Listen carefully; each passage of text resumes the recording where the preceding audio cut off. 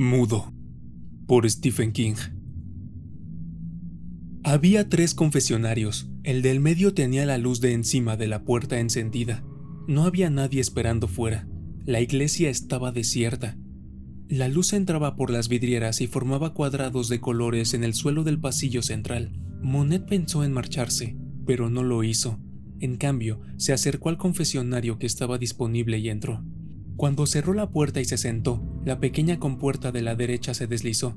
Delante de él, clavada con una chincheta azul, había una tarjeta escrita a máquina en la que ponía: «Para todos los que han pecado y se han quedado a un paso de la gloria del Señor». Hacía mucho de la última vez, pero Monet no creía que aquel accesorio fuera habitual.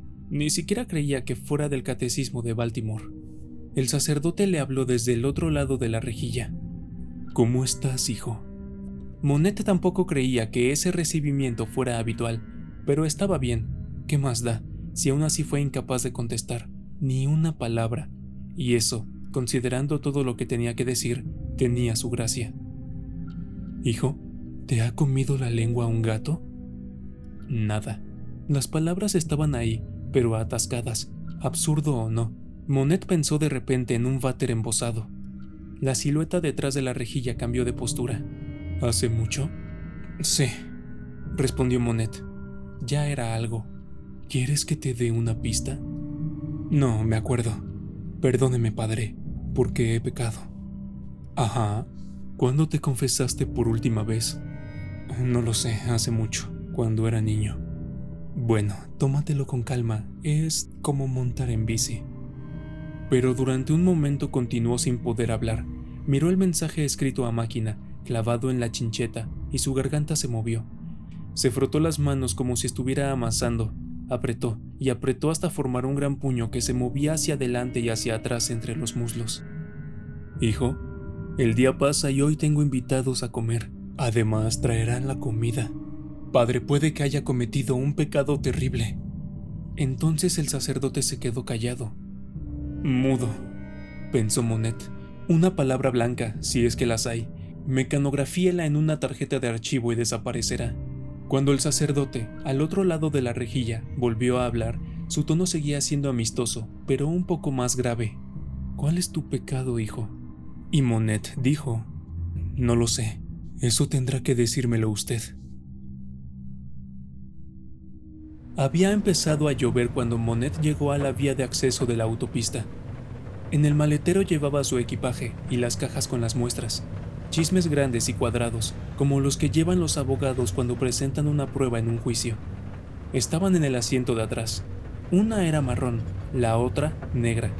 Ambas llevaban impreso en relieve el logotipo de Wolf & Sons, un lobo de madera con un libro en la boca. Monet era viajante, cubría toda la parte septentrional de Nueva Inglaterra. Era lunes por la mañana, había sido un fin de semana malo, muy malo. Su esposa se había largado a un motel, donde probablemente no estaba sola. No tardaría en estar entre rejas.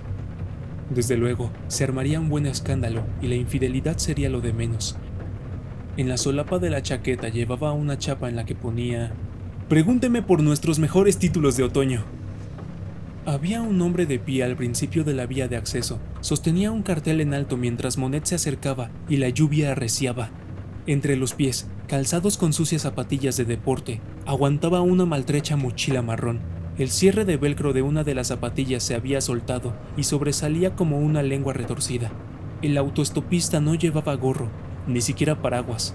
Al principio lo único que Monet distinguió del cartel fueron unos labios rojos mal dibujados con una ancha línea negra que los cruzaba en diagonal.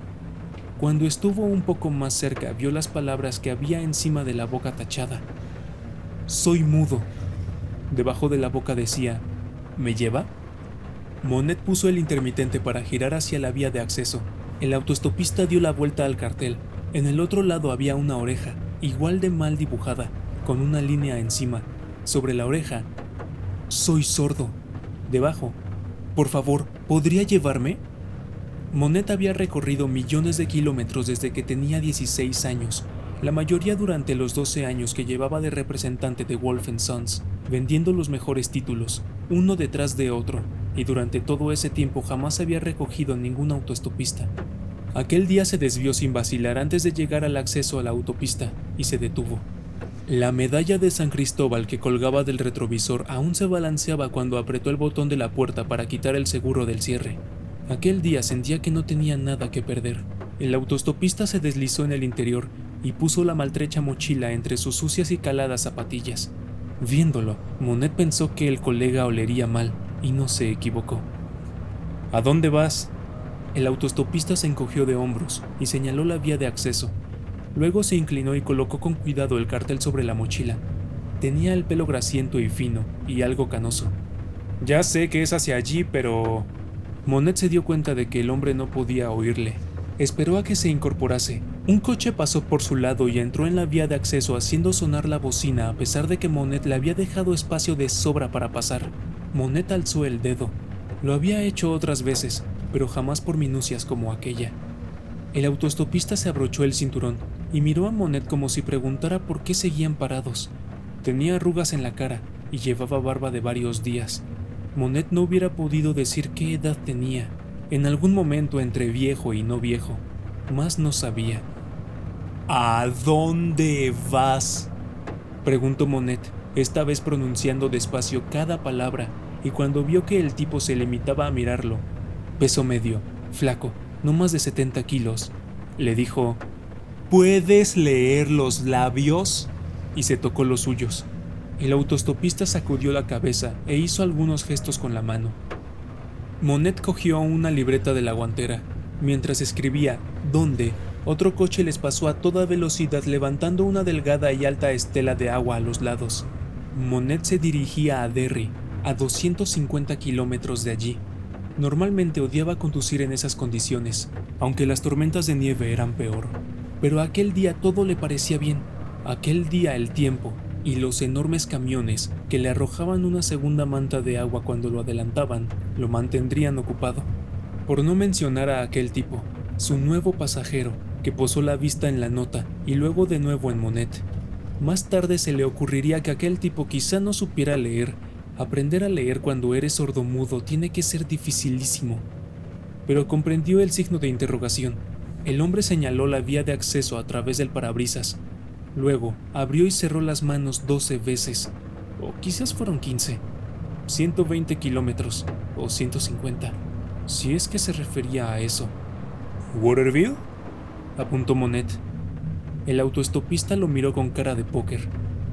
Vale, dijo Monet. Déjalo. Dame un golpecito en el hombro cuando nos acerquemos a donde vas. El autoestopista lo miró con cara de póker. Bueno, imagino que lo harás. Eso suponiendo que tienes algún destino en mente, claro. Miró por el retrovisor y luego se puso en marcha. Estás bastante aislado, ¿no? El tipo seguía mirándolo. Se encogió de hombros y se puso las palmas de las manos en los oídos. Ya lo sé, dijo Monet y se incorporó a la autopista. Estás muy aislado. Tienes las líneas del teléfono cortadas, pero hoy casi desearía ser tú y que tú fueras yo. Hizo una pausa. Casi. ¿Te importa que ponga música? Cuando el autoestopista giró la cabeza y miró por la ventanilla, a Monet no le quedó otra que reírse de sí mismo. Debussy, AC/DC o Rush Limbaugh.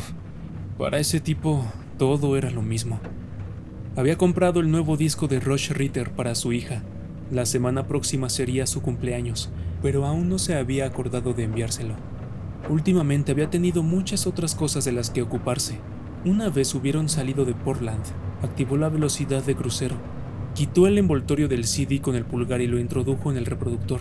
Se dijo que técnicamente ahora era un disco usado, y eso no es lo que se le regala a una querida hija única. Bueno, podía comprarle otro, eso suponiendo que le quedara dinero para comprarlo, claro. Josh Ritter resultó ser bastante bueno, parecido a Dylan en sus primeros tiempos, pero con una actitud más optimista. Mientras lo escuchaba, le daba vueltas a lo del dinero. Comprar un nuevo CD para el cumpleaños de Kelsey era el menor de sus problemas. El hecho de que lo que ella de verdad quería y necesitaba fuera un ordenador portátil tampoco ocupaba una posición muy alta en su lista de preocupaciones. Si Barb había dicho lo que dijo que había hecho, lo que el Departamento de Trastornos Afectivo-Emocionales confirmó que había hecho, Monet no sabía cómo afrontaría el pago del último año de la niña en el Case Western. Eso aún suponiendo que conservara su trabajo. Ese era el problema. Subió el volumen de la música para ahogar el problema, y en parte lo logró, pero cuando llegaron a Gardiner, la última nota se había extinguido. El rostro y el cuerpo del autoestopista estaban encarados hacia la ventanilla del pasajero. Monet solo veía la espalda de su trenca sucia y descolorida, y el pelo demasiado fino cayéndole en greñas por encima del cuello. Parecía que en el pasado había habido algo estampado en la espalda del abrigo, pero estaba muy desgastado para distinguir qué era. Esta es la historia de la vida de este pobre tonto, pensó Monet. Al principio, Monet no estaba seguro de si el autoestopista dormía o contemplaba el paisaje. Luego observó la leve inclinación de la cabeza y cómo se empañaba el cristal de la ventanilla del pasajero, y decidió que lo más probable era que estuviese dormido. Y, ¿por qué no? Solo había una cosa más aburrida que la autopista principal del sur de Augusta, y era la autopista principal del sur de Augusta en un lluvioso día de primavera. Monet tenía otros discos en la guantera central, pero en lugar de rebuscar allí, apagó el equipo de audio del coche. Y en cuanto dejaron atrás el peaje de Gardiner, no se detengan, simplemente aminoren la marcha. Las maravillas de los sistemas electrónicos. Empezó a hablar. Monet paró de hablar y miró su reloj. Eran las 12 menos cuarto, y el sacerdote había dicho que tenía invitados a comer, y que además le traerían la comida. Padre, siento alargarme tanto. Iría más rápido si supiera cómo, pero no sé. Está bien, hijo. Ahora siento curiosidad. Pero sus invitados esperarán mientras realizo las tareas del Señor. Hijo, ¿ese hombre te robó? No. A no ser que mi paz interior cuente. ¿Cuenta? Con toda certeza. ¿Qué hizo? Nada. Mirar por la ventana. Yo creía que estaba dormido, pero más tarde tuve motivos para pensar que me había equivocado. ¿Qué hiciste? Le hablé de mi mujer, dijo Monet. Luego hizo una pausa y reflexionó. Bueno, no. Descargué toda mi rabia. Despotriqué contra mi mujer. La puse como un trapo. Ya sabe. Forcejeó con sus pensamientos, con los labios apretados, mirando ese gran puño de manos retorcidas que tenía entre los muslos. Al fin exclamó: Era sordomudo, ¿entiende? Podría decir cualquier cosa en voz alta y no tendría que aguantarle ningún análisis, ninguna opinión, ningún consejo. Era sordo, era mudo. Demonios, pensaba que seguramente estaba dormido y que podía decir lo que me diera la gana, joder. Monet se estremeció en el interior del confesionario con la tarjeta clavada en la pared. Perdóneme, padre. ¿Qué dijiste de ella exactamente?, preguntó el sacerdote. Le dije que tenía 54 años. Así fue como empecé, porque esa era la parte... Ya sabe, esa era la parte que yo no podía aceptar. Después del peaje de Gardiner, la carretera se convierte otra vez en una autovía gratuita y discurre a lo largo de 500 kilómetros en la puñetera nada. Bosques, campos, la ocasional caravana vivienda con una antena parabólica en el techo y una camioneta apoyada en adoquines en el patio lateral. Salvo en verano, está poco transitada. Cada coche se convierte en un pequeño universo. En ese momento, a Monet se le ocurrió, quizá por la medalla de San Cristóbal que colgaba del espejo retrovisor, un regalo de Barb en una época mejor y más sensata, que era como estar en un confesionario rodante. Sin embargo, empezó despacio, como lo hacen muchos confesores. Estoy casado, dijo. Tengo 55 años y mi mujer tiene 54. Mientras los limpiaparabrisas pivotaban de un lado a otro, pensó en ello. 54. Bárbara tiene 54 años. Llevamos casados 26. Una hija, una niña preciosa, Kelsey Ann. Va al colegio en Cleveland y no sé cómo haré para mantenerla allí porque hace 2 semanas, más o menos, sin previo aviso, mi mujer se transformó en el volcán Monte San Helena. Resulta que tenía un amante. Lo tenía desde hace casi 2 años. Es profesor. Bueno, claro, ¿qué otra cosa podría haber sido? Pero ella lo llama mi vaquero Bob. Resulta que muchas de las noches en que yo pensaba que ella estaba en la cooperativa o en el círculo de lectores, estaba bebiendo chupitos de tequila y bailando con el maldito vaquero Bob. Era gracioso, a cualquiera se le hubiera parecido. Sería una comedia de mierda si hubiera sido una comedia de mierda. Pero los ojos, aunque sin lágrimas, le escocían como si estuvieran llenos de hiedra venenosa. Echó una ojeada a su derecha, pero el autoestopista seguía de lado, y ahora apoyaba la frente contra el cristal de la ventana. Seguro que estaba dormido. Casi seguro. Monet no le había contado a nadie aquella traición. Kelsey aún no lo sabía, pero la burbuja de su ignorancia explotaría pronto. La paja volaba con el viento. Monet ya les había colgado el teléfono a 3 periodistas antes de salir de viaje, pero todavía no tenían nada que pudieran publicar o comentar. Eso cambiaría pronto, pero Monet usaría él, sin comentarios, todo el tiempo que le fuera posible, sobre todo para ahorrarse a sí mismo la vergüenza. Sin embargo, mientras tanto, se estaba desahogando, y hacerlo le proporcionaba un inmenso y furioso alivio. En cierto sentido era como cantar en la ducha, o como vomitar. «Tiene 54 años», dijo. «Eso es lo que no puedo aceptar. Significa que empezó a salir con ese tipo, que en verdad se llama Robert Jandowski. Vaya nombre para un vaquero. Cuando tenía 52. ¡52! ¿No dirías que es lo bastante mayor para pensarlo mejor, amigo mío? ¿No es demasiado mayor para sembrar avena, arrancarla y plantar después otras semillas más útiles? Dios mío, si usa bifocales, si le han extirpado la vesícula y se está tirando a ese tipo en el Motel Grove, donde han montado su guardia. Le he dado una bonita casa en Buxton, un garaje de 2 plazas, un Audi en usufructo. Y lo tira todo por la ventana para emborracharse los jueves por la noche en el Range Riders y tirarse a ese tipo hasta el amanecer, o hasta lo que aguanten. Y tiene 54 años. Por no hablar del vaquero Bob, tiene 60, joder. Se oyó despotricar y se dijo que debía parar. Vio que el autoestopista se había movido, aunque parecía un poco más hundido dentro de su trenca de lana. Eso sí podría haber pasado, y comprendió que no tenía por qué controlarse. Estaba en su coche, estaba en la I-95, en alguna parte al este del Sol y al oeste de Augusta. Su pasajero era sordomudo. Si quería despotricar, podía despotricar. Despotricó. Barb lo soltó todo. No lo confesó en tono desafiante, pero tampoco se avergonzaba. Parecía serena, quizá atónita. Tal vez seguía viviendo en un mundo de fantasía. Le dijo que en parte había sido culpa de él. Pasó mucho tiempo en la carretera, eso es cierto. Unos 300 días el año pasado. Ella iba a su aire. Solo teníamos a la pequeña, ya sabes. Y eso terminó cuando empezó el instituto y voló del nido.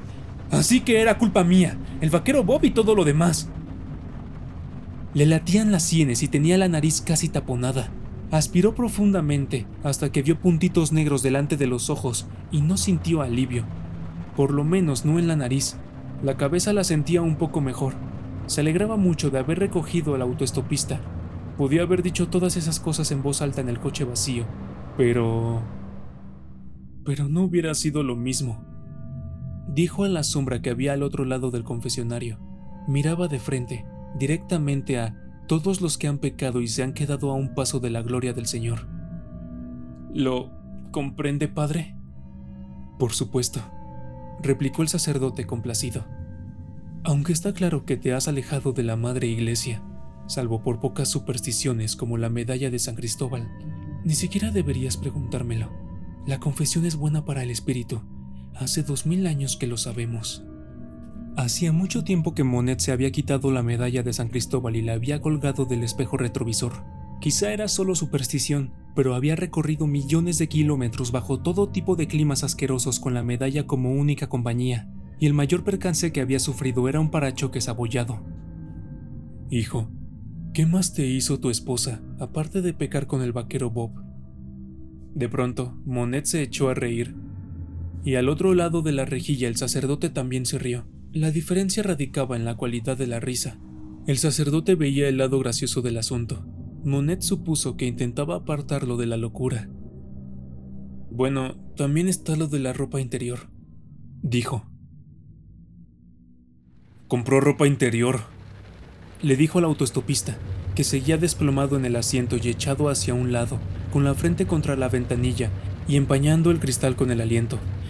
Llevaba la mochila entre las piernas y el cartel encima, con el lado en el que ponía «Soy sordo» a la vista. Me la enseñó. Estaba en el armario del cuarto de invitados.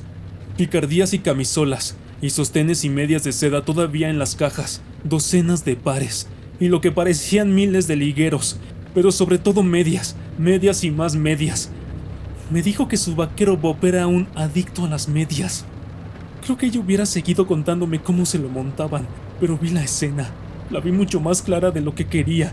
Le dije, por supuesto que es un adicto a las medias. Se crió haciéndose pajas con el Playboy. Si tiene 60 años, joder. Pasaron por un cartel que indicaba Fairfield. Se veía verdoso y borroso a través del parabrisas, con un cuervo empapado posado encima. Y además era ropa interior de buena calidad. Mucha era de Victoria's Secret, del centro comercial, pero también había prendas muy caras de una boutique que se llamaba Sweets, de Boston. Yo ni siquiera sabía que había boutiques de ropa interior, pero desde entonces ya lo sé. Debía de tener miles de dólares amontonados en aquel armario. También muchos zapatos, la mayoría de tacón alto. Ya sabes, tacón de aguja. Tenía que saber al dedillo el papel de niña caliente. Aunque imagino que cuando se probaba el último Wonder Bra y los picardías, se quitaba las bifocales. Pero... Los adelantó un semirremolque. Monet llevaba las luces encendidas y automáticamente le envió una ráfaga con las largas cuando el camión ya les había dejado atrás. El conductor le devolvió las gracias encendiendo las luces de freno. Aquel era el idioma de las carreteras. Pero había un montón de prendas sin estrenar. Eso era lo extraño. Las tenía ahí, en las cajas. Le pregunté por qué diablos había comprado tantas, pero ni ella sabía ni lo podía explicar. Para nosotros se convirtió en una costumbre, me dijo. Supongo que era como los juegos preliminares. No estaba avergonzada. No lo dijo en tono desafiante. Era como si estuviera pensando: todo esto es un sueño y me despertaré enseguida. Los dos ahí de pie mirando aquel tenderete de combinaciones y lencería, zapatos y Dios sabe qué otras cosas amontonadas en el fondo del armario. Entonces le pregunté de dónde sacaba el dinero. Es decir, yo reviso los extractos de la tarjeta de crédito a final de mes y jamás he encontrado ningún cargo del Sweets de Boston. Y así llegamos al problema real: malversación. Malversación, dijo el sacerdote. Monet se preguntó si alguna vez habrían pronunciado esa palabra en aquel confesionario, y decidió que probablemente sí. Robo, seguro que sí. Ella trabajaba para la UEAM 19, dijo Monet. Son las siglas de la Unidad Escolar Administrativa de Maine. Es una administración enorme en el sur de Portland. La sede está en Dorury, el hogar de Ranch Riders, donde van a bailar, y del histórico Grove Motel, justo al final de la carretera. Una situación muy conveniente. Puedes bailar y follar, hacer el amor en el mismo sitio. ¿Para qué vas a tomar el coche si te has emborrachado? Eso es lo que ellos hacían la mayoría de las noches. Chupitos de tequila para ella, whisky para él. Jack, naturalmente. Me lo contó ella. Me lo contó todo. ¿Y ella era profesora? Oh, no. Los profesores no manejan esas cantidades de dinero. Si fuera profesora no habría podido malversar más de $120,000. El director del distrito y su mujer habían venido a casa a cenar, aunque, por supuesto, yo ya los conocía de todos los picnics anteriores que organizaban al final de cada año escolar. Por lo general en el Downey Country Club. Victor McCree, licenciado en la Universidad de Maine, jugaba al fútbol, se especializó en educación física, pelo rapado. Probablemente le regalaron unos cuantos aprobados, pero era un hombre agradable. De esos que saben 50 chistes distintos de «este es un tipo que entra a un bar». Estaba a cargo de una docena de colegios, desde las 5 escuelas primaria hasta el Muskie High. Manejaba unos presupuestos anuales enormes. Poco a poco podría haberse agenciado fácilmente una buena tajada. Barb fue su secretaria ejecutiva durante 12 años. Monet hizo una pausa. Barb tenía el talonario. La lluvia arreciaba. Caía un buen chaparrón. Monet redujo la velocidad a 80 por hora, sin siquiera pensar en ello, mientras los otros coches la adelantaban zumbando por el carril de la izquierda, cada uno de ellos arrastrando su propia nube de agua. ¡Que zumben! Tenía a sus espaldas una larga carrera profesional exenta de accidentes y vendiendo los mejores títulos de otoño, por no mencionar los mejores títulos de primavera y unas cuantas sorpresas del verano, en su mayoría recetas de cocina, libros para dietas y los contundentes Harry Potter, y quería que siguiera siendo así. A su derecha, el autoestopista se movió un poco. ¿Estás despierto, amigo?, preguntó Monet. Una pregunta inútil, pero natural. El autoestopista pronunció algo desde el rincón de su cuerpo que aparentemente no era mudo. Breve, educado y, lo mejor de todo, inoloro. Lo tomaré como un sí, dijo Monet, devolviendo su atención a la carretera. ¿Por dónde iba? La ropa interior. Por ahí iba. Todavía podía verla, amontonada en el armario, como el sueño húmedo de un adolescente. Luego la confesión de la malversación. Esa asombrosa palabra.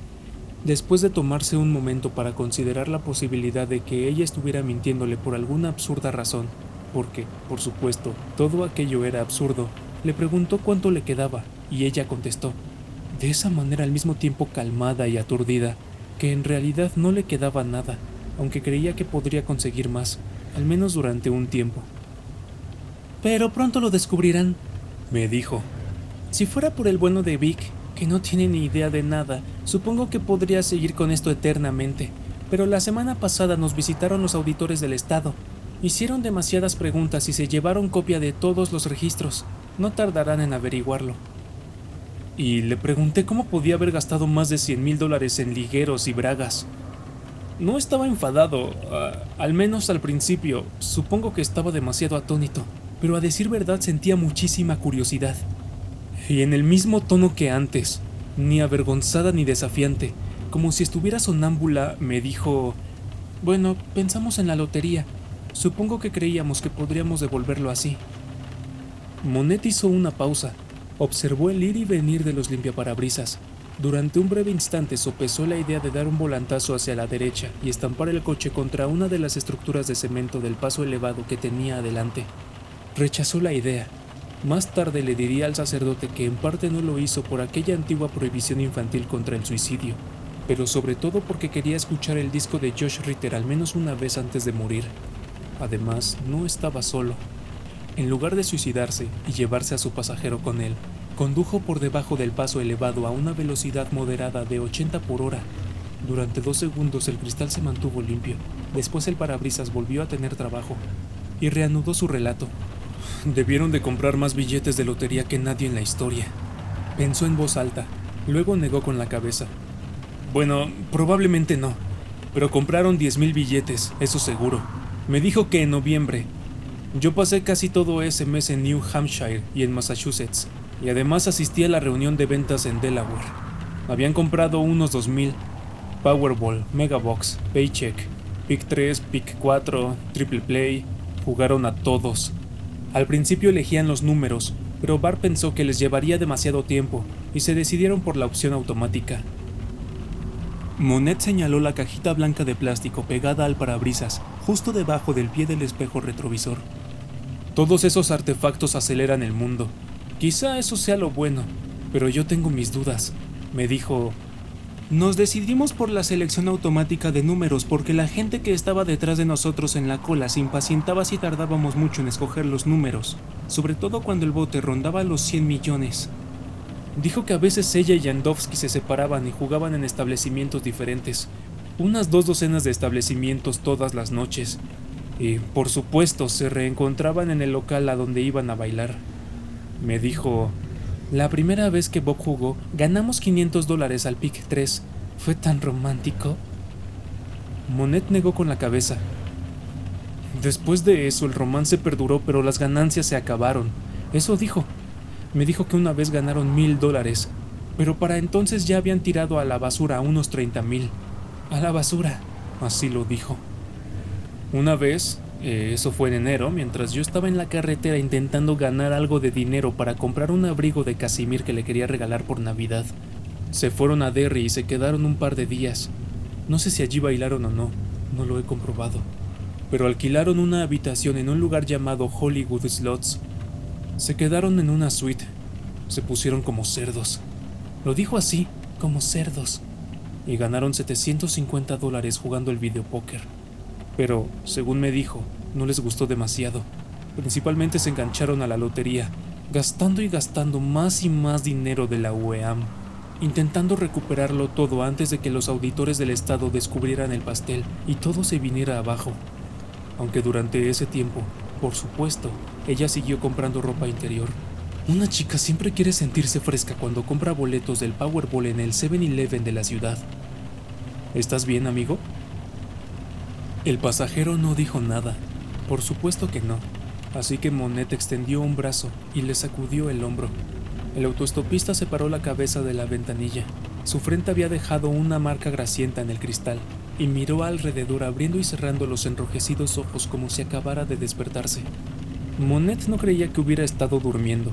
No tenía ningún motivo para pensarlo, solo era una intuición. Formó un círculo con el dedo pulgar y el índice, se lo mostró al autoestopista y arqueó las cejas. Durante un momento se quedó mirando al vacío, dándole a Monette el tiempo suficiente para pensar que, además de sordomudo, era un poco corto de entendederas. Entonces sonrió, asintió y le devolvió el círculo con los dedos. «De acuerdo», dijo Monette. «Mera comprobación». El hombre volvió a apoyar la cabeza en la ventanilla. Mientras tanto, el supuesto destino del tipo, Waterville, había quedado atrás y oculto bajo la lluvia. Monette no se había dado cuenta. Seguía viviendo en el pasado. Si solo hubiera sido la lencería y esos juegos de lotería en los que tienes que elegir un puñado de números, el daño habría sido limitado, porque jugar a la lotería de ese modo requiere tiempo. Te da la oportunidad de razonar, siempre y cuando haya algún razonamiento al que llegar. Tienes que hacer cola y llenar los boletos y guardártelos en la cartera. Luego tienes que mirar la televisión u hojear los periódicos para comprobar los resultados. Hasta ahí podríamos estar de acuerdo. Claro, si es que puedes estar de acuerdo en que tu esposa te engañe con un estúpido profesor de historia y entre los dos hayan tirado por el cagadero $30,000 o $40,000 de los presupuestos escolares. El caso es que yo podría haber cubierto 30 de los grandes. Podía haber pedido una segunda hipoteca para la casa. No por Barb, por supuesto, sino por Kelsey Ann. Una niña que apenas está empezando a vivir no tiene por qué aguantar un pescado tan apestoso. Lo llaman restitución. Lo habría restituido a pesar de que eso significara vivir en un apartamento de 2 habitaciones, ¿sabes? El autoestopista obviamente no sabía. No sabía nada acerca de jóvenes y hermosas hijas que están empezando a vivir, ni de segundas hipotecas ni de restitución. Él estaba caliente y seco en su silencioso mundo, y probablemente así fuera mejor. Sin embargo, Monette siguió en sus 13. La cuestión es que hay formas mucho más rápidas de tirar el dinero, y son tan legales como comprar ropa interior. Pasaron a los boletos de rasca y gana, ¿verdad?, preguntó el sacerdote. Lo que la comisión de lotería llama ganadores instantáneos. Habla como si usted también jugara. De vez en cuando. Convino el sacerdote con una admirable falta de vacilación. Siempre me digo que si de verdad consiguiera un boleto millonario donaría todo el dinero a la iglesia, pero jamás arriesgo más de $5 a la semana. Esta vez sí hubo vacilación. Veces 10. Otra pausa. Y una vez compré un boleto de rasca y gana de $20, cuando eran una novedad. Pero aquello fue una locura momentánea, no he vuelto a hacerlo. Al menos usted no ha llegado tan lejos, dijo Monette. El sacerdote soltó una carcajada.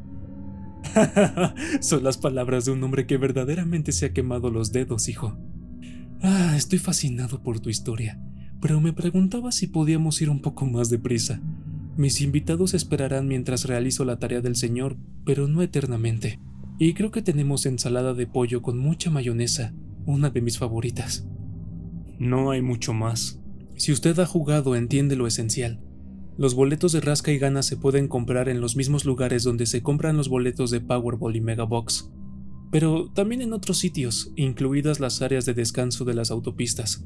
Ni siquiera tienes que tratar con ningún empleado, puedes sacarlos de las máquinas. Siempre son de color verde, como el dinero. Cuando Barb me lo contó todo... ¿Cuándo se confesó?, dijo el sacerdote, en lo que podría considerarse un golpe de astucia.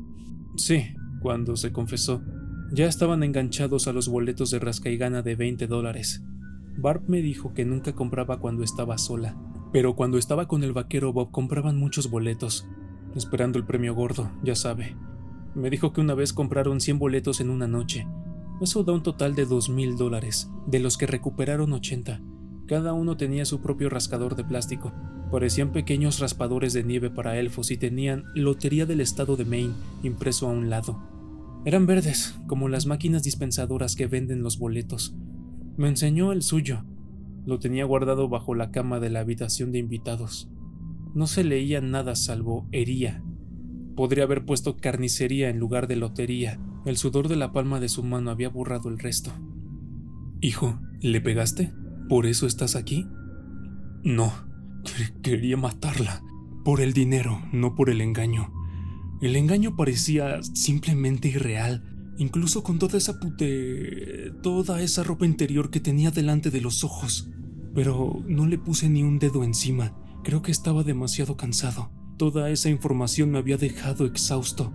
Lo único que quería hacer era echarme una siesta, muy larga, de unos 2 días. ¿Es raro?»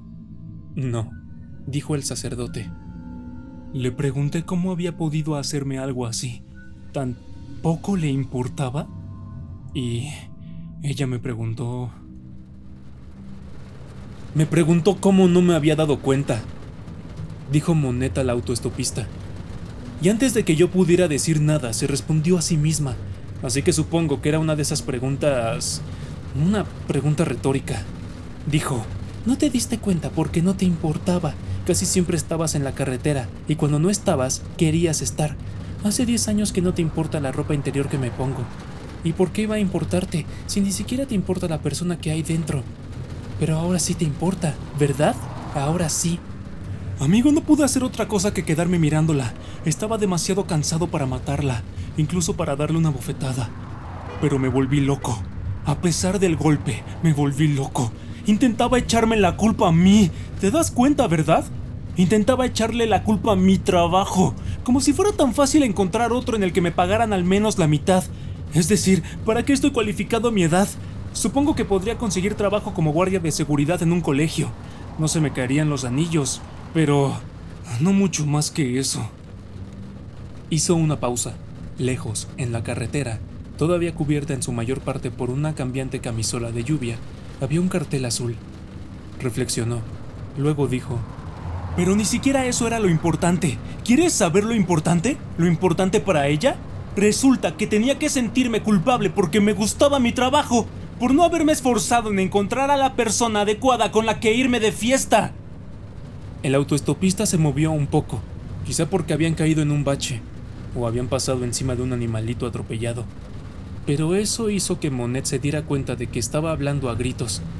Y oye, tal vez aquel tipo no estaba completamente sordo. Incluso si lo estaba, quizás sentía la vibración en los huesos de la cara una vez que el sonido sobrepasaba determinado nivel de decibelios. ¿Quién diablos podía saberlo? No llegué hasta ese punto con ella. Me negué a llegar a ese punto. Creo que sabía que si lo hacía, si de verdad empezábamos a discutir, ocurriría cualquier cosa. Quería largarme de allí mientras aún estaba en estado de shock, porque eso la protegía, ¿entiendes? El autoestopista no dijo nada, pero Monette lo entendía por los dos. Le dije: «¿Y ahora qué?» Y ella dijo: «Supongo que iré a la cárcel». Y, ¿sabes? Si se hubiera puesto a llorar, quizá la habría consolado. Porque después de 26 años de matrimonio, esas cosas salen por reflejo, incluso cuando la mayor parte del sentimiento se ha ido. Pero no lloró, así que me marché. Me di media vuelta y me fui. Y cuando volví, encontré una nota que decía que se había mudado. De eso hace casi 2 semanas, y desde entonces no la he visto. He hablado con ella un par de veces por teléfono, eso es todo. También he hablado con su abogado. He congelado todas nuestras cuentas, aunque no creo que sirva de mucho cuando las ruedas de la legalidad empiecen a girar. Y eso ocurrirá muy pronto. La caca atascará el sistema de aire acondicionado. No sé si sabes a lo que me refiero. Entonces supongo que volveré a verla, en el juicio. A ella y al maldito vaquero Bob. En ese momento leyó el cartel azul. Área de descanso Pittsfield a 4 kilómetros. ¡Ay, mierda!, gritó.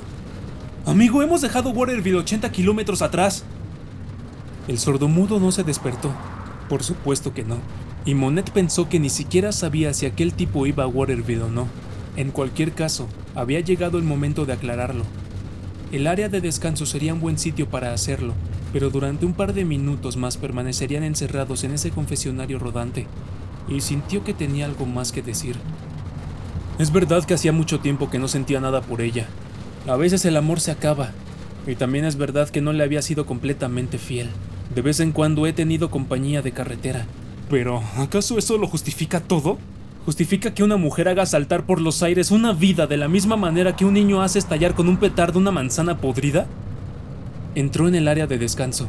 Había unos 4 coches en el aparcamiento, todos pegados al lado del edificio marrón con las máquinas expendedoras delante. A Monet los coches le parecieron niños abandonados bajo la lluvia. Aparcó. El autoestopista lo miró interrogante. ¿A dónde vas?, preguntó Monet, sabiendo que no serviría de nada. El sordomudo reflexionó, miró en derredor y vio dónde se encontraba. Volvió a mirar a Monet como si dijera: «Aquí no». Monet señaló hacia el sur y enarcó las cejas. El sordomudo negó con la cabeza, luego señaló al norte. Abrió y cerró las manos, mostrándole los dedos 6 veces. 8, 10. Básicamente igual que antes, pero esta vez Monet lo entendió. Pensó que la vida hubiera sido mucho más sencilla para aquel tipo si alguien le hubiera enseñado la figura del 8 acostado, que significa infinito. «Estás dando tumbos, ¿verdad?», preguntó Monet. El sordomudo se limitó a mirarlo. «Sí, claro que sí. Bueno, te diré algo. Has escuchado mi historia, aunque no supieras que estabas escuchándola. Así que te llevaré hasta Derry». Se le ocurrió una idea. «De hecho, te dejaré en el refugio de Derry. Allí te darán comida caliente y alojamiento, al menos durante una noche. Tengo que ir a mear. ¿Tú no quieres mear?». El sordomudo le miró con paciente inexpresividad. «Una meada», dijo Monet. «Un pis». Empezó a señalarse la entrepierna cuando comprendió dónde estaban, y pensó que el vagabundo creería que le estaba pidiendo una mamada justo al lado de las máquinas de chucherías. Señaló las siluetas de los servicios que había al lado del edificio. La figura negra de un hombre, la figura negra de una mujer. El hombre tenía las piernas separadas, la mujer las tenía juntas. La historia de la raza humana en el lenguaje de signos. Eso su pasajero sí lo entendió. Negó con la cabeza con precisión. Luego formó otro círculo con el pulgar y el índice para indicarle que estaba bien, lo que ponía a Monet en un problema delicado. ¿Dejaba al señor vagabundo silencioso en el coche mientras él hacía sus necesidades, o lo dejaba afuera esperando bajo la lluvia? En ese caso, el tipo sabría casi con toda certeza por qué lo dejaba afuera. Decidió que en realidad no había ningún problema. En el coche no había dinero, y su equipaje personal estaba bajo llave en el maletero. En el asiento de atrás iban las cajas con las muestras, pero no creía que el tipo fuera a robarle unas cajas de 30 kilos y a echar a correr con ellas por la rampa de salida del área de servicio. Por un motivo. ¿Cómo iba a cargar entonces con el cartel de «Soy mudo»? «Ahora vuelvo», dijo Monet, y cuando el autoestopista se quedó mirándolo con aquellos ojos enrojecidos, Monet se señaló a sí mismo, señaló el cartel de los aseos y de nuevo a sí mismo. Esta vez el autoestopista asintió e hizo otro círculo con el pulgar y el índice. Monet entró en el baño y orinó durante lo que parecieron 20 minutos. El alivio fue infinito. Se sintió mejor que nunca desde que Barb había soltado el bombazo. Por primera vez pensó que podía superarlo todo y que ayudaría a Kelsey a sobrellevarlo. Recordó la frase de aquel buen alemán, o quizás ruso, ciertamente sonaba a una mentalidad rusa: «Lo que no te mata, te hace más fuerte». Regresó al coche silbando. Incluso le dio una palmada amistosa a la máquina expendedora de billetes de lotería cuando pasó por delante. Al principio pensó que no veía a su pasajero porque estaba tumbado. En ese caso tendría que despertarlo para que se irguiera y él pudiera sentarse al volante. Pero el autoestopista no estaba tumbado. Había tomado su mochila y su cartel y se había esfumado. Monet examinó el asiento de atrás y vio que las cajas de Wolf & Sons estaban intactas. Abrió la guantera y vio que la documentación que guardaba adentro, matriculación, seguros, tarjeta de la asociación de vehículos, seguía allí. Lo único que había dejado era un olor persistente, no del todo desagradable, sudor y un ligero aroma a pino, como si hubiera estado durmiendo a la intemperie. Pensó que lo vería al pie de la rampa con el cartel en la mano, mostrándolo pacientemente por ambos lados para que los potenciales buenos samaritanos comprendieran el alcance de sus limitaciones. En ese caso, Monet podía detenerse y recogerlo de nuevo. Le parecía como si no hubiera terminado el trabajo. Llevarlo al refugio de Derry. Eso culminaría el trabajo. Eso cerraría el trato y el libro. Independientemente de todos los efectos que pudiera tener, a él le gustaba terminar las cosas. Pero el tipo no estaba al pie de la rampa, había desertado. Y no fue hasta que Monet dejó atrás el cartel en el que ponía Derry, 16 kilómetros, cuando levantó la vista hacia el espejo retrovisor y se dio cuenta que la medalla de San Cristóbal, su compañera durante millones de kilómetros, había desaparecido. El sordomudo se la había robado. Pero ni siquiera eso echó abajo el nuevo optimismo de Monet. Quizá el sordomudo la necesitara mucho más que él. Monet deseó que le trajera buena suerte. 2 días más tarde, estaba en Presque Isle vendiendo los mejores libros de otoño. Recibió una llamada de la Policía Estatal de Maine. Su esposa y Bob Jandowski habían sido golpeados hasta la muerte en el Grove Motel. El asesino había empleado un trozo de tubería envuelta en una toalla. ¡Santo Dios!, suspiró el sacerdote. Sí, convino Monet. Eso mismo fue lo que yo pensé. ¿Y tu hija? Está destrozada, claro. Está conmigo, en casa. Lo superaremos, padre. Kelsey es más fuerte de lo que pensaba. Y, por supuesto, no sabe lo otro. Lo de la malversación. Con un poco de suerte nunca se enterará. El seguro nos va a pagar mucho dinero, lo que llaman una indemnización doble. Dado todo lo que había pasado antes, creo que podría haber tenido serios problemas con la policía si no hubiera contado con una buena coartada. Y si no hubiera habido novedades. De todas formas, me han interrogado varias veces. Hijo, ¿le pagaste a alguien para que...? También me han preguntado eso. La respuesta es no. He mostrado todas mis cuentas bancarias a quien ha querido verlas. Cada centavo está justificado, tanto mi mitad como la de Barb. Ella era muy responsable en cuestión de dinero, al menos en la parte cuerda de su vida. Padre, ¿puede abrir la rejilla? Quiero mostrarle algo. En lugar de replicar, el sacerdote abrió su portezuela. Monet se quitó la medalla de San Cristóbal que llevaba al cuello y después se la tendió desde su lado. Sus dedos se tocaron brevemente mientras la medalla y la pequeña cadena de acero cambiaban de manos. Durante 5 segundos, el sacerdote permaneció en silencio, reflexionando. Luego dijo: ¿Cuándo te la devolvieron? Estaba en el motel donde... No, dijo Monet. No estaba en el motel, sino en mi casa de Buxton, en el tocador de nuestra habitación, al lado de nuestra foto de bodas. ¡Santo Dios!, dijo el sacerdote. Pudo obtener la dirección de los papeles del coche mientras yo estaba en el baño. Y le mencionaste el nombre del motel y la ciudad... Dowry, convino Monet. El sacerdote evocó el nombre de su jefe por tercera vez. Luego dijo: al final resultó que ese tipo no era sordomudo, ¿verdad? Estoy casi seguro de que era mudo, pero desde luego no era sordo. Encontré una nota al lado de la medalla, un trozo de una hoja que había arrancado del listín telefónico. Todo esto debió de ocurrir mientras mi hija y yo estábamos en la funeraria eligiendo el ataúd. La puerta trasera estaba abierta, pero no forzada. Puede que él fuera lo bastante listo para manipular la cerradura, pero creo que simplemente se me olvidó cerrar y la dejé abierta al salir. ¿Qué decía la nota? Gracias por llevarme, dijo Monet. Maldita sea. Hubo un silencio de reflexión, luego un suave golpeteo en la puerta del confesionario donde Monet estaba sentado contemplando «Para todos los que han pecado y se han quedado a un paso de la gloria del Señor». Monet recogió su medalla. ¿Se lo has contado a la policía? Sí, por supuesto. Toda la historia. Creen que saben quién es. El cartel que lleva les resultaba familiar. Se llama Stanley Doucet. Lleva años deambulando por Nueva Inglaterra con ese cartel. Más o menos como yo, ahora que lo pienso. ¿Tiene antecedentes? Unos cuantos. La mayoría son peleas. Una vez golpeó con bastante violencia a un hombre en un bar. Y ha estado ingresado en varios psiquiátricos, incluido el Serenity Hill de Augusta. No creo que la policía me lo contara todo. ¿Quieres saberlo todo?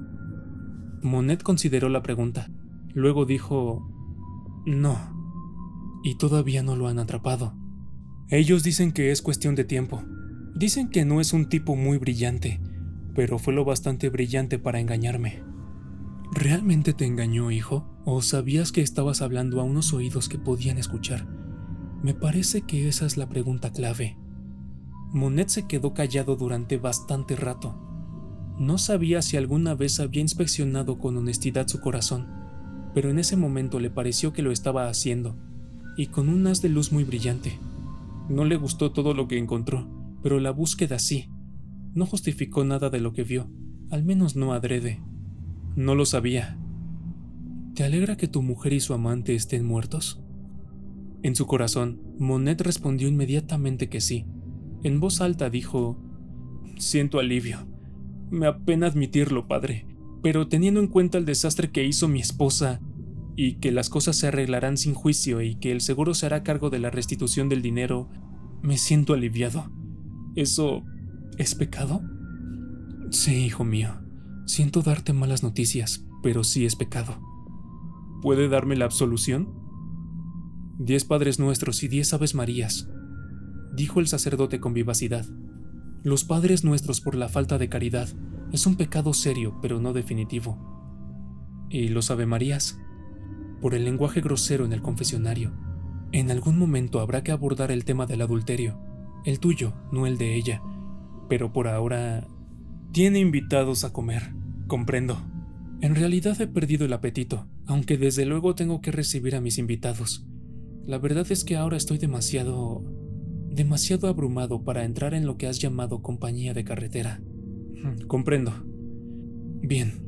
A ver, hijo... ¿Sí? No quiero insistir, pero ¿estás seguro de que no le diste permiso a ese hombre? ¿O lo incitaste de algún modo? Porque entonces creo que estaríamos hablando de un pecado mortal, no de uno venial. Tendría que comprobarlo con mi asesor espiritual para asegurarme, pero... No, padre. Pero, ¿cree que es posible que Dios pusiera a ese tipo en mi coche? En su corazón, el sacerdote respondió inmediatamente que sí. En voz alta dijo: eso es una blasfemia, suficiente para otros 10 Padres Nuestros. No sé cuánto tiempo llevabas alejado de nuestras puertas, pero deberías saber que Dios no haría eso. Ahora, ¿quieres decir algo más para intentar ganarte más Ave Marías o hemos acabado? Hemos acabado, padre. Entonces estás absuelto, como solemos decir los del oficio. Sigue tu camino y no peques más. Y cuida de tu hija, hijo. Para los niños, madre no hay más que una. No importa cómo se haya comportado. Sí, padre. Detrás de la rejilla, la figura se movió. ¿Puedo hacerte una última pregunta? Monet volvió a echarse hacia atrás con reticencia. Quería marcharse. Sí. Dices que la policía cree que atrapará a ese hombre. Me dijeron que solo era cuestión de tiempo. La pregunta es, ¿quieres que la policía lo atrape? Y como lo que él realmente quería era irse a casa y recitar su expiación en el confesionario privado que era su coche, Monet contestó: por supuesto que sí. De vuelta a casa, añadió 2 Ave Marías y 2 Padre Nuestros.